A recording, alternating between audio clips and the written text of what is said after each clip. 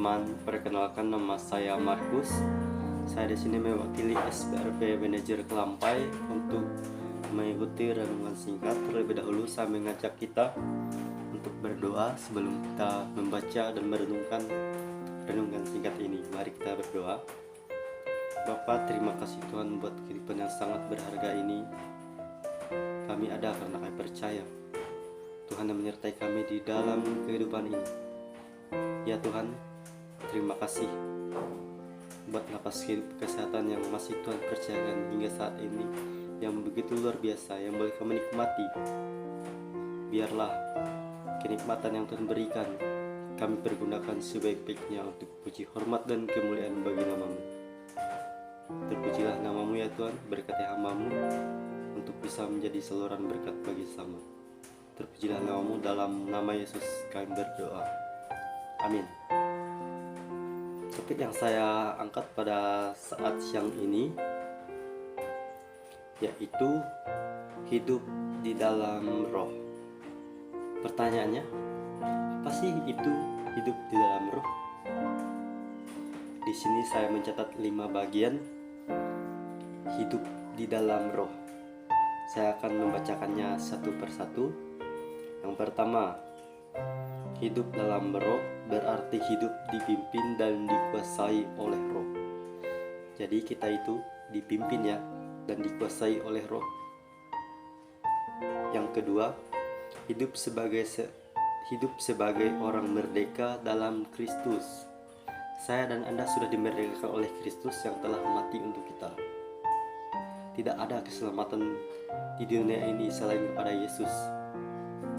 Tidak ada keselamatan itu yang diberikan percuma-cuma. Hanya Yesuslah yang memberikan kita keselamatan itu. Kita itu telah dimerdekakan oleh Kristus yang telah mati untuk kita. Mari kita mensyukuri dengan apa yang Tuhan berikan untuk kita. Yang ketiga, hidup di dalam roh itu hidup menurut keinginan roh, menjalani hidup dengan status baru, yakni sebagai anak-anak Allah. Sebagai anak-anak Allah ya, kalau kita hidup di dalam roh itu, dan status kita pun sudah baru, karena Kristus itu selalu membarui kita dengan hal-hal yang tidak kita duga. Puji Tuhan. Yang keempat, hidup dalam roh adalah satu-satunya cara untuk menangkal segala macam perbuatan daging yang bertentangan dengan iman Kristen. Saya akan ulangi. Hidup dalam roh adalah salah satunya cara untuk menangkal segala macam perbuatan daging. Apa itu perbuatan daging? Mari kita buka di dalam Galatia yang ditulis oleh Paulus. Galatia pasal ke-5 ayat yang ke-19. Saya akan membacakan perbuatan daging itu. Perbuatan daging telah nyata, yaitu percabulan, kecemaran hawa nafsu, penyembahan berhala, sihir, perseteruan, perselisihan, iri hati, amarah, kepentingan diri sendiri, percindraan, roh pemecah, kedengkian, kemabukan, pesta pora, dan sebagainya. Di sini Rasul Paulus menulis ada 15 perbuatan daging. Dalam kutip, itu semua adalah dosa. Jadi mari kita menghilangkan perbuatan daging ini, meskipun ya cukup berat untuk kita menghilangkan perbuatan daging ini. Tetapi kalau kita mau hidup di dalam roh Tuhan,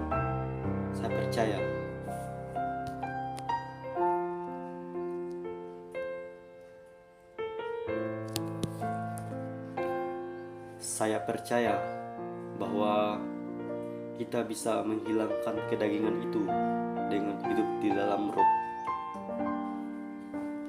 Yang kelima, apa itu hidup di dalam roh? Di sini saya mencatat tidak hidup lagi dalam kuasa daging. Kan saya tadi sudah bacakan apa itu perbuatan daging. Rasul Paulus mencatat ada 15, dan masih banyak lagi perbuatan daging yang sebutkan satu persatu. Manusia pada dasarnya memiliki dua sifat, daging dan roh.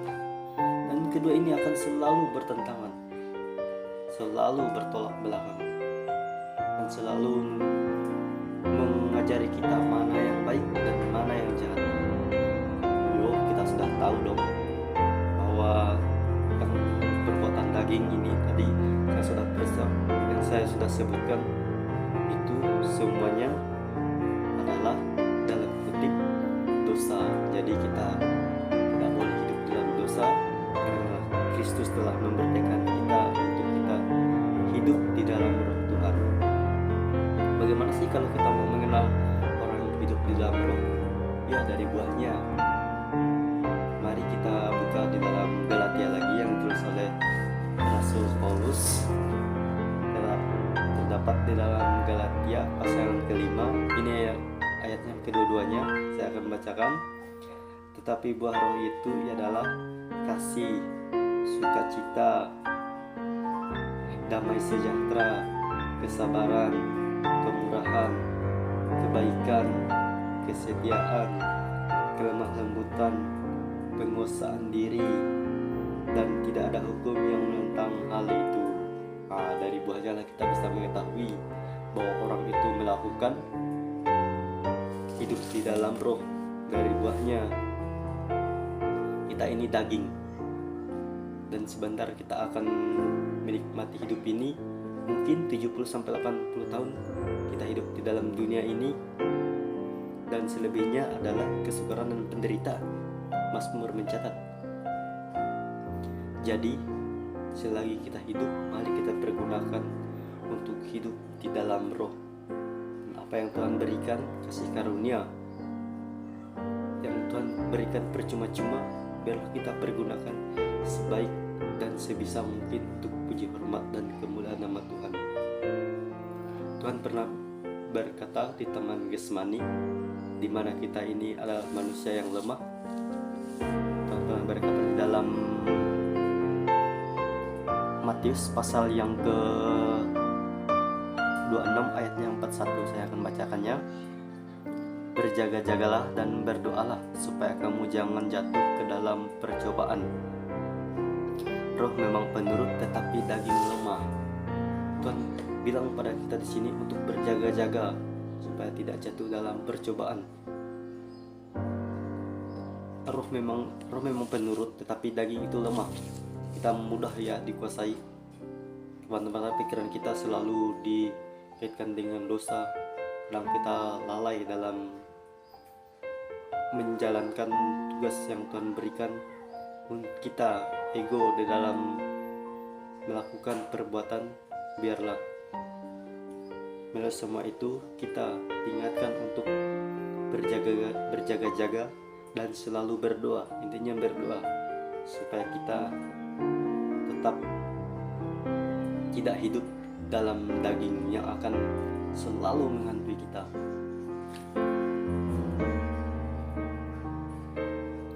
Jadi kesimpulannya, hidup dalam roh itu sebagaimana kita menerima Kristus dengan iman pula Dia memiliki kita untuk hidup di dalam Dia. Jadi dengan iman kita hidup di dalam Tuhan. Dengan iman kita bisa melakukan sesuatu yang luar biasa untuk Tuhan, dan dengan iman pula kita bisa menghilangkan kedagingan dalam kutip dosa yang Rasul Paulus catat terdapat dalam Galatia tadi, untuk tidak hidup di dalam daging. Karena perbuatan daging itu akan fatal sekali akibatnya. Itu adalah suatu dosa yang akan membawa kita kepada kejurang kematian yang sesungguhnya. Tapi kalau kita hidup di dalam Tuhan, kita mengenalkan Tuhan, kita mengenalkan Roh Kudus untuk menuntun kita, kita akan dimerdekakan untuk hidup, yakni di Taman Firdaus, yaitu di dalam surga. Untuk hidup di dalam roh itu juga kita perlu melakukan perbuatan-perbuatan yang Tuhan izinkan untuk kita saling mengasihi sesama dan mau peduli menjaga sesuatu yang Tuhan telah berikan kepada kita. Biarlah melalui renungan singkat ini menjadi berkat untuk kita semua, dan kita berdoa. Bapak, terima kasih Tuhan untuk renungan singkat ini, kiranya menjadi berkat untuk kami semua. Ampuni hamba-Mu yang mungkin tidak sesuai dengan kebenaran firman-Mu yang hamba-Mu ambil. Ampuni dalam dosa hamba-Mu ya Tuhan. Terpujilah nama-Mu ya Tuhan. Mampukan hamba-Mu untuk mengerti setiap isi bagian hati-Mu. Terpujilah nama-Mu, dalam nama Yesus kami berdoa.